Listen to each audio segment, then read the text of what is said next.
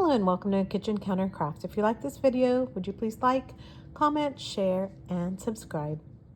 Today I have the absolutely gorgeous Waterman Carene, and it's just beautiful.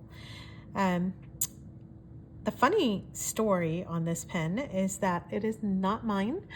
I actually purchased it for my husband, and that's kind of how we roll. Because both of us are collectors, and I've been on a Waterman kick, and he is definitely the higher end guy in the pen relationship. And so I thought that I would get this for him for his birthday, and I have to say he was pleasantly surprised, and so am I. So I get kind of a 2-for-1 bonus here, that I get a chance to review it and he gets a chance to enjoy it. So with that, the Carene is French, or Carene is French for hull, and that is like the hull of a boat.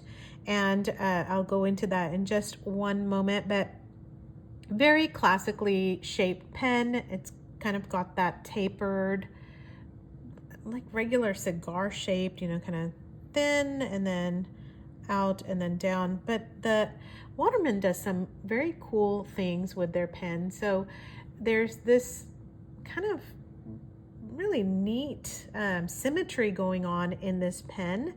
And so I just kind of want to point this part out. But this is the bottom part, and it's got this black kind of inset, and I don't know what it is, but very, very cool looking aesthetic here. The top of the cap comes to a very nice point.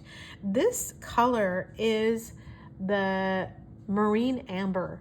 So I wanted to make sure I got this in the daylight somewhat after work, but the color really is quite beautiful.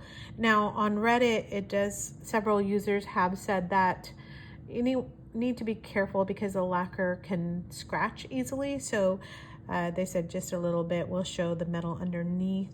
And so this one, I believe, stays primarily on his work desk. So I don't think there's much harm of, you know, maybe taking it in and out of a bag or kind of scratching it that way. So just needing to be a little bit careful with this gorgeous, gorgeous, shiny lacquer finish. A very nice clip on here, and it has, let me get in here a little bit more. There we go. The Waterman W hexagon up on top of the clip.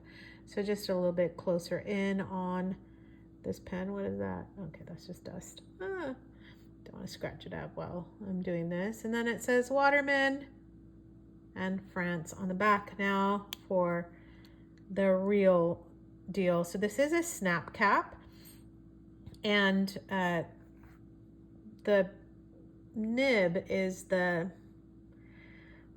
so beautiful. Just almost get a loss for words here, but what a gorgeous design. Now, some people are arguing about, is it an inlaid nib? Is it an inset nib?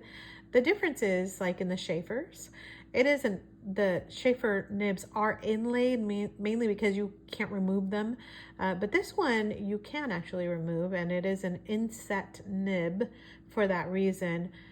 It's a fine, and I don't know if you can tell there, but right there, if you catch it right in the light, it does have the F there, so that you can see the size of the nib. But man, I mean, honestly, I could just stare at this all day long, but I know you don't want to do that for this video, so I'll just zoom out here.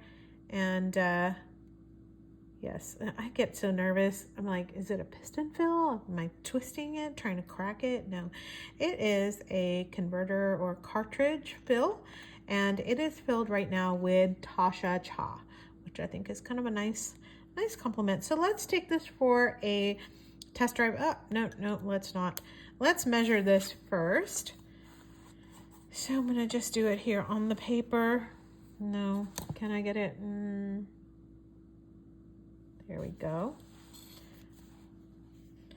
So that you can actually see. And this is coming right at about 5.5 inches, and then uncapped. is right at 5.2, so 5 1/8 inch uncapped.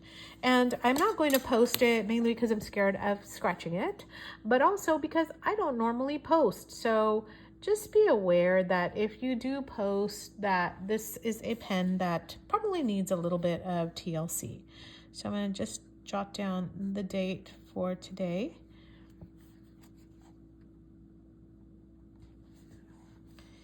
And that this is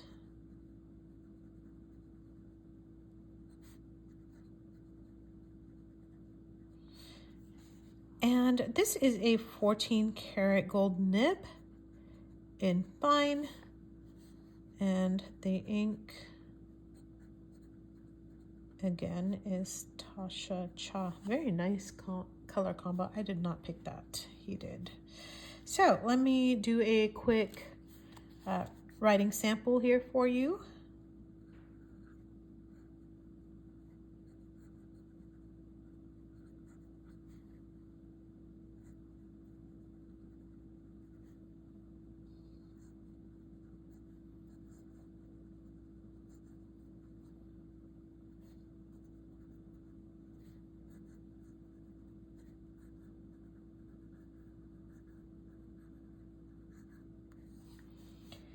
Very, very smooth, no line variation, which I wouldn't expect because it's not a stub.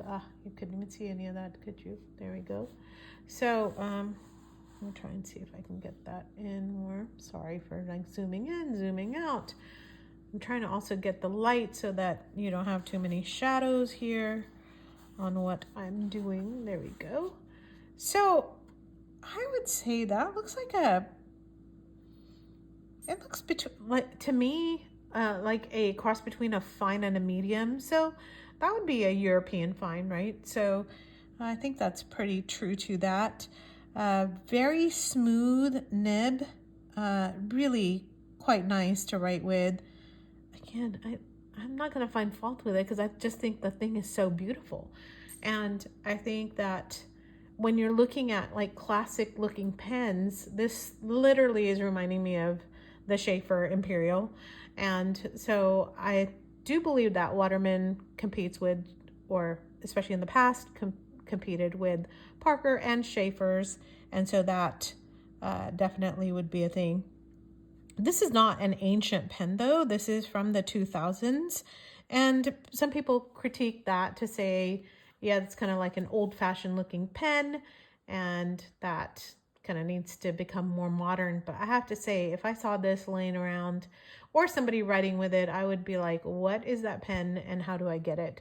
So I just think it is a very modern looking pen in my opinion, just because it's so sleek. There's really not much to it in terms of I don't know, it's not ostentatious, it's understated, very classic and classy at the same time. And then that added little bonus on the bottom just kind of sets the whole thing off like a jewel, in my opinion. So let me know what you think. I know that was a quick review of it.